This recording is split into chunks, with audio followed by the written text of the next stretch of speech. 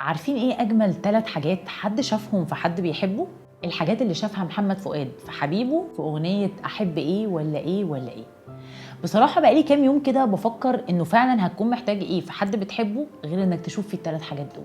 اول حاجه انك تشوف في عينه شبابك. الله بقى، فكرة انك تشوف في حد بتحبه كده ذكرياتك وتفاصيلك والاحساس بالحيوية كده، حاسس معاه كده انك مقبل على الحياة وعندك استعداد تعمل حاجات كتير. وتاني حاجة كانت ان انت تشوف اللي بتحبه حب صحابك. كل انسان مننا لو عنده دايرة صحاب كده عارف قد ايه هما بيحبوه، هو غالي عندهم ووجوده في وسطهم فارق ومهم. فتخيل بقى انك تحب حد وتشوف فيه الحب ده، حاجة جميلة جدا بصراحة، ومعنى كده وقفت عنده كتير. يعني لما الاقي في حد شبابي وحب صحابي دي حاجة حلوة قوي. لا وكمان بقى تالت حاجة وأجملهم على الإطلاق، إنك تشوف فيه حضن حبايبك. طب في جمال كده؟ عارف يعني إيه يبقى في حد كده حاسس وإنت معاه بمنتهى الأمان اللي بتحسه حبايبك بيحضنوك؟ حبايبك هنا بقى ممكن تفتح القوس وتحط إخواتك وباباك ومامتك والناس القريبة منك اللي حضنها بيحسسك بكل الدفى والأمان. فكروا فيها كده واكتبوا لي في الكومنتات إيه الحاجات فعلا اللي بتحسوا كده إنك لما تشوفها في حد بتحبه إنك لقيت معاه كل حاجة، لقيت معاني كتير كنت بتدور عليها.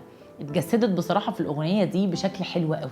إنك تشوف شبابك وحب صحابك وحضن حبايبك دي حاجة بصراحة نادرة كده إنها تتلاقى. فكل حد ممكن يكتب لنا في الكومنتات إيه الحاجات اللي بالنسبة له لما بيشوفها في حد بيحبه بيحس كده إنه وجدتها، إنه لقى حاجة نادرة جدا وصعبة جدا، زي كده كلام الأغنية بتاعت أحب إيه ولا إيه ولا إيه.